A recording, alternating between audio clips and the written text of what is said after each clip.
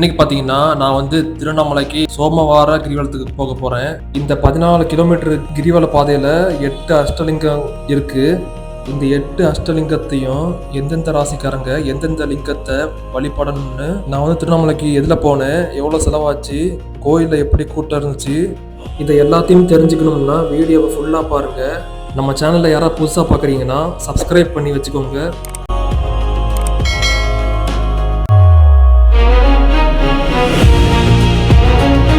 Hello மக்களே, welcome back to Hari vlogs. இன்னைக்கு என்னோட பயணத்தை சென்னை கிளாம்பாக்கம் பஸ் ஸ்டாண்ட்லேருந்து ஆரம்பிக்கிறேன். நான் வந்து எங்கே போக போகிறேன்னா திருவண்ணாமலைக்கு தான் போக போகிறேன். பஸ்ஸு வந்து எங்கே நிற்குன்னு பார்த்தீங்கன்னா 7வது பிளாட்ஃபார்மில் இருக்குன்னு போட்டிருக்காங்க. வாங்க போய் பார்க்கலாம். சூப்பருங்க, பஸ் ஸ்டாண்டை நல்லா க்ளீனாக மெயின்டைன் பண்ணிட்டு வராங்க. நான் அப்படியே உள்ளே போய் பார்த்தேன். 2 பஸ் இருந்துச்சு. ஒரு பஸ்ஸில் ஃபுல்லாகிடுச்சு சீட்டு. இன்னொரு பஸ்ஸில் போய் நான் ஃப்ரெண்ட் சீட்டில் உட்காந்துட்டேன். பஸ் வந்து பார்த்தீங்கன்னா 11:15க்கு எடுப்பான்னு சொல்கிறாங்க. ஆனால் பார்த்தீங்கன்னா பஸ் வந்து 10 நிமிஷம் லேட்டாக தான் கிளம்பிச்சு.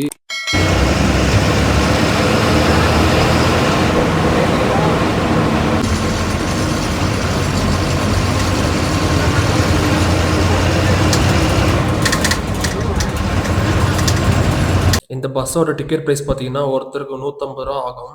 இந்த பஸ் வந்து பார்த்தீங்கன்னா பாயிண்ட் டு பாயிண்ட் கிடையாது. உங்களுக்கு பாயிண்ட் டு பாயிண்ட் பஸ்ஸில் போகணும்னா எக்ஸ்ட்ரா 25 ருபீஸ் சார்ஜ் ஆகும்.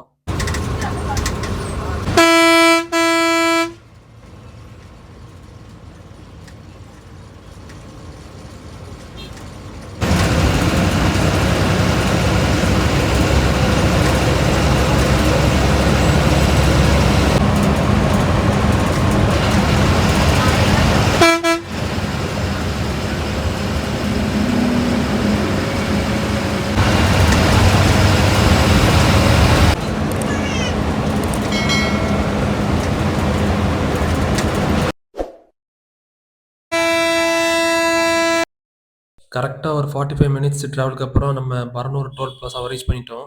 நான் வந்து பார்த்தீங்கன்னா ஒரு மண்டே தான் ட்ராவல் பண்ணிட்டு இருக்கேன். ஏன்னா வெள்ளி சனி ஞாயிறுலாம் செம கூட்டமாக இருக்கும் கோயிலில். அதே மாதிரி பார்த்தீங்கன்னா பௌர்ணமி நாள்லேயும் செம கூட்டமாக இருக்கும். கிரிவலம் போகணுன்னா ரொம்ப கஷ்டமாக இருக்கும். அதனால தான் நான் திங்கக்கிழமை போகிறேன். மேல்மருவத்தூர் வந்தாச்சு.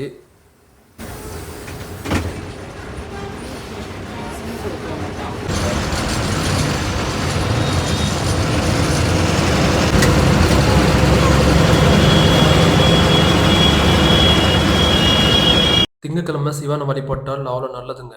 அது எதனாலன்னு நான் சொல்கிறேன். நீங்கள் வீடியோ தொடர்ந்து பாருங்கள். கரெக்டாக ஒரு 2 மணி நேரம் ட்ராவலுக்கு அப்புறம் திண்டிவனம் சைடில் ஒரு ஹோட்டலில் நிப்பாட்டினாங்க. கண்டக்டர் சொன்னார், பஸ்ஸு 20 நிமிஷம் நிற்கும், ரெஸ்ட் ரூம் போகிறவங்க போங்க, சாப்பிட்றவங்க சாப்பிடுங்க சொல்லிட்டு அவர் போயிட்டாரு. நானும் அங்கேருந்து ஒரு ஜூஸ் மட்டும் குடிச்சிட்டு கிளம்பிட்டேன்.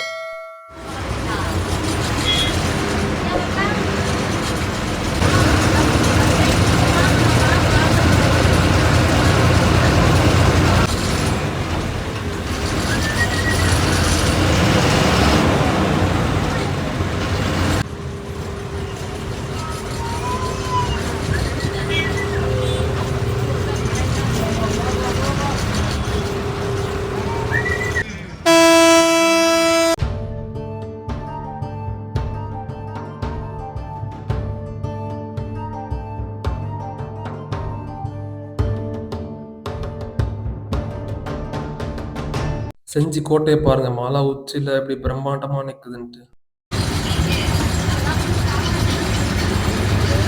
நான் முன்னாடி சொல்லியிருந்தேன்ல, திங்கக்கிழமை சிவனை வழிபட்டால் அவ்வளோ நன்மைன்னு சொல்லியிருந்தேன்.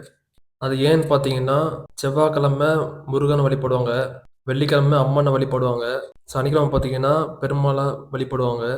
அதே மாதிரி சிவனுக்கு பிடித்தது திங்கக்கிழமை. அதனால திங்கக்கிழமை வழிபட்டால் நல்ல பலன் கிடைக்கும்னு சொல்லுவாங்க. சரியா ஒரு 4 மணி நேரத்துக்கு அப்புறம் நம்ம திருவண்ணாமலையை ரீச் பண்ணிட்டோம். அங்க பாருங்க ராஜகோபுரம் எப்படி கம்பீரமா இருக்குதுன்னு. பார்க்கவே பிரம்மாண்டமா இருக்கு. நான் அப்படியே நடந்து ராஜகோபுரம் வழியா உள்ள போனேன் சாமியை பார்க்க. நான் வந்து திருவண்ணாமலைக்கு வந்து 10 வருஷத்துக்கு மேல ஆகுது. அதுக்கப்புறம் இப்பதான் வாரேன். இங்க பாருங்க, இந்த கோயிலுக்கு பின்னாடி மலை இருக்கு.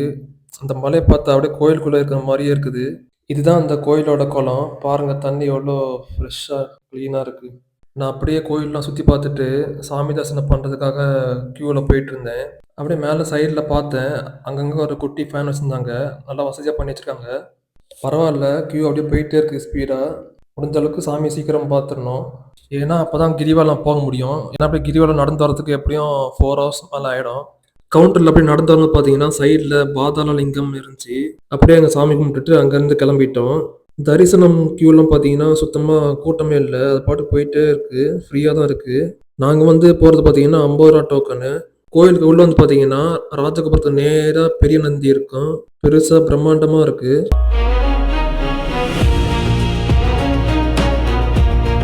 இதோ போட்டிருக்காங்க பாருங்க. ரூபாய் 50 கட்டண தரிசனம் செல்லும் வழி. அப்படியே லைன்ல போகும்போது பார்த்தீங்கன்னா, கோவில அப்படியே சின்னதா செஞ்சு அழகா வச்சிருக்காங்க. பார்க்கவே சூப்பரா இருக்கு.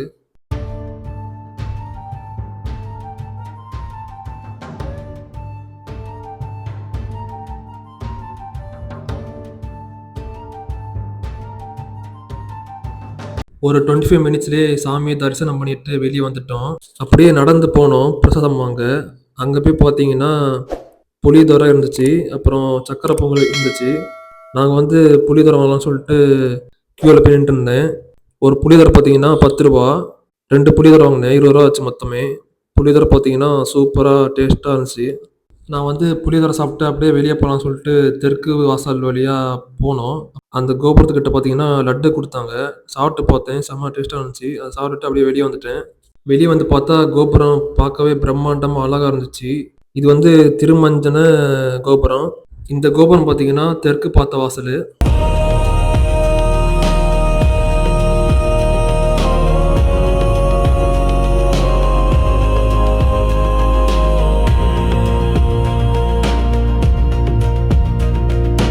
நல்லபடியா சாமி பார்த்து முடிச்சாச்சு.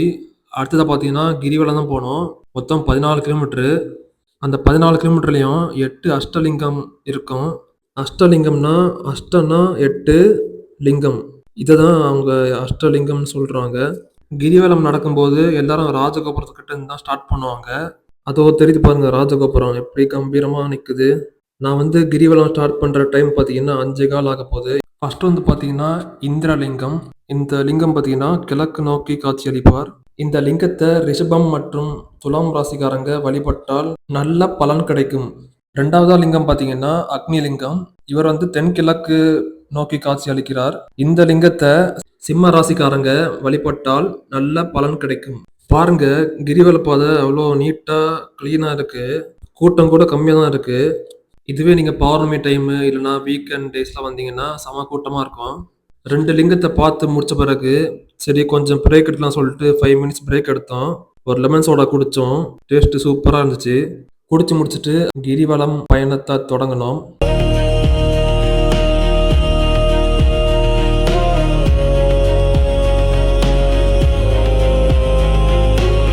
3வது பார்த்தீங்கன்னா, யமலிங்கம். இந்த லிங்கம் பார்த்தீங்கன்னா, தெற்கு நோக்கி காட்சியளிக்கிறார். இந்த லிங்கத்த விருச்சிக ராசிக்காரங்க வழிபட்டால் நல்ல பலன் கிடைக்கும். இந்த கிரிவலம் நடக்கும்போது பார்த்தீங்கன்னா, சில பேர் ஆட்டோல கூட கிரிவலம் வராங்க. அது ஏன்னு பார்த்தீங்கன்னா, வயசானவங்க நடக்க முடியாது சில பேரால. அதனால ஆட்டோல கூட வந்து பார்க்குறாங்க. அடுத்ததா பார்த்தீங்கன்னா, 4வது லிங்கம் நிருதி லிங்கம். இவர் வந்து தென்மேற்கு நோக்கி காட்சி அளிக்கிறார். இந்த லிங்கத்த மேஷ ராசிக்காரங்க வழிபட்டால் நல்ல பலன் கிடைக்கும். நீங்க பார்த்தீங்கன்னா தெரியும். ஒவ்வொரு லிங்கத்துக்கிட்டயும் இந்த மாரி ஒரு பேனர் இருக்கும். நம்ம எவ்வளோ தூரம் கடந்து வந்திருக்கோம், இன்னும் எவ்வளோ தூரம் போகணும்னு சொல்லிட்டு கிலோமீட்டர்ல போட்டிருப்பாங்க.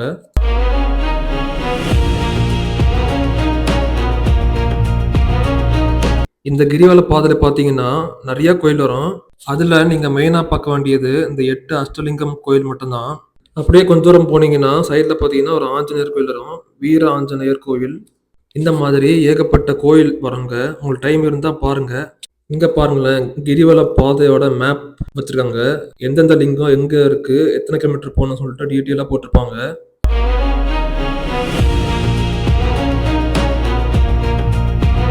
இங்க பாருங்களேன், நித்யானந்தா அன்னதான மண்டபம் இருக்கு.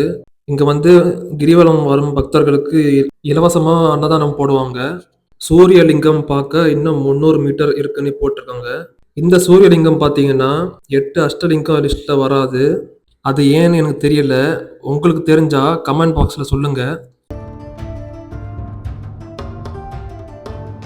5வது பார்த்தீங்கன்னா, வர்ணலிங்கம். இந்த லிங்கம் வந்து மேற்கு திசையை நோக்கி காட்சியளிக்கிறார். இந்த லிங்கத்த மகரம் மற்றும் கும்ப ராசிக்காரங்க வழிபட்டால் நல்ல பலன் கிடைக்கும்.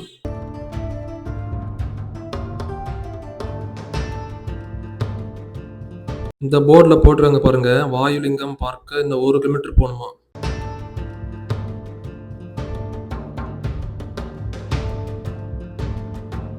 கிரிவலம் நடக்க 5:15க்கு ஸ்டார்ட் பண்ணோம். மணி பார்த்தீங்கன்னா, மணி 7 மணி மேல ஆயிடுச்சு.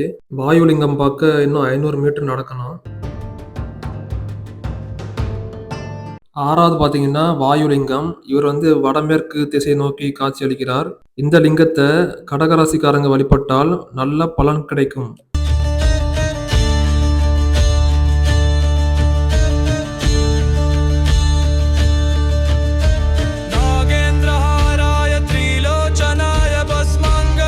இந்த கிரிவல பாதையில நடந்து வரும்போது பார்த்தீங்கன்னா, சைடுல நெறைய ஆசிரமம் இருக்கும். நான் இப்ப பார்க்குறது மூக்குப்பொடி சித்தர் ஆசிரமம். இந்த மாரி நெறைய ஆசிரமம் இருக்கும். அப்படியே சுத்தி பார்த்தீங்கன்னா, நெறைய கடைகள்லாம் இருக்கும். ஹோட்டலு, இந்த ஜூஸ் கடை, டீ கடைன்ட்டு நெறைய ஏகப்பட்ட கடைகள் இருக்கும். அதனால உங்களுக்கு எப்போ எது சாப்பிடணும்னாலும் சாப்பிட்டுக்கலாம். அப்புறம் பார்த்தீங்கன்னா, துணி கடையெல்லாம் இருக்கு.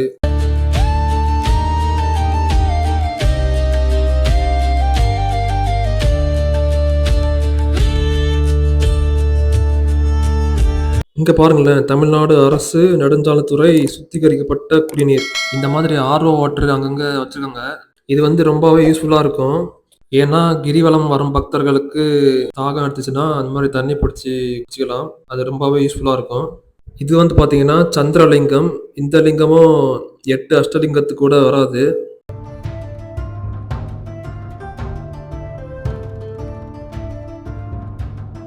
இதோ பாருங்க, இங்க ஒண்ணு இருக்கு பாருங்க.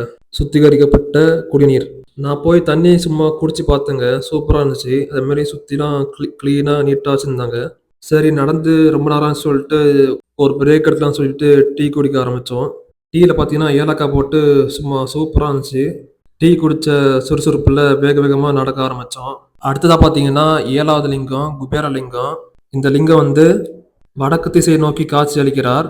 இந்த லிங்கத்த தனுசு மற்றும் மீன ராசிக்காரங்க வழிபட்டால் நல்ல பலன் கிடைக்கும். இன்னும் ஒரே ஒரு லிங்கம் தான் பார்க்கணும். கிட்டத்தட்ட 2 கிலோமீட்டருக்கு மேல இருக்கு. மணி இப்பயே பார்த்தீங்கன்னா 8 கிட்ட ஆயிடுச்சு. இப்போ ரீசெண்டா பார்த்தீங்கன்னா, திருவண்ணாமலைக்கு ஆந்திராவிலேருந்து மக்கள் நெறைய பேர் வர ஆரம்பிச்சுட்டாங்க. ஏய் தெலுங்குடா. ஓ தெலுங்கா? ஐ அம் சாரி சார். இந்த சோமவாரம் கிரிவலத்துக்கு வந்தீங்கன்னா, என்ன பயன் கிடைக்கும்னு சொல்றாங்கன்னு பார்த்தீங்கன்னா, நல்ல ஆரோக்கியம், மன அமைதி கிடைக்குமா, அப்புறம் திருமண தடை நீங்குமா, அப்புறம் கடைசியா பார்த்தீங்கன்னா, கர்ம வினைகள் நீங்கும் அப்படின்னு சொல்றாங்க. 8வது லிங்கம் பார்த்தீங்கன்னா, ஈசான்ய லிங்கம். இந்த லிங்கம் வந்து வடகிழக்கு நோக்கி காட்சியளிக்கிறார். இந்த லிங்கத்த மிதுனம் மற்றும் கன்னி ராசிங்க வழிபட்டால் நல்ல பலன் கிடைக்கும். ஒரு வழியா அங்க 8 அஷ்டலிங்கத்தையும் பார்த்தாச்சு. இனி நம்ம நேரா ராஜகோபுரத்துக்கிட்ட போயிட்டு நம்ம கிரிவல பயணத்த முடிக்க வேண்டியதுதான். இதோ போர்டுல போட்டிருக்காங்க பாருங்க. ராஜகோபுரம் செல்லும் வழி. तस्मै नकाराय नमः शिवाय நல்லபடியா 14 கிலோமீட்டர் கிரிவல பாதைய நடந்து வந்தாச்சு. நாங்க வரும்போது பார்த்தீங்கன்னா, நடை சாத்திட்டாங்க. டைம் பார்த்தீங்கன்னா, கரெக்ட்டா 8:48. நாங்க வந்து சாயங்காலம் 5:15க்கு நடக்க ஆரம்பிச்சோம். கிட்டத்தட்ட பார்த்தீங்கன்னா, 3 1/2 மணி நேரம் ஆயிருக்கு நடக்கிறதுக்கு. இந்த வீடியோ உங்களுக்கு பிடிச்சிருக்கும்னு நெனைக்கிறேன். பிடிச்சிருந்தா லைக் பண்ணுங்க. நம்ம சேனல்ல யாராவது புதுசா பார்க்குறீங்கன்னா, சப்ஸ்கிரைப் பண்ணி வச்சுக்கோங்க. உங்களோட ஃபீட்பேக்க கமெண்ட் பாக்ஸ்ல சொல்லுங்க. மறக்காம இந்த வீடியோ உங்க ஃப்ரெண்ட்ஸுக்கு ஷேர் பண்ணுங்க. தேங்க் யூ ஃபார் வாட்சிங். श्रीमन्महा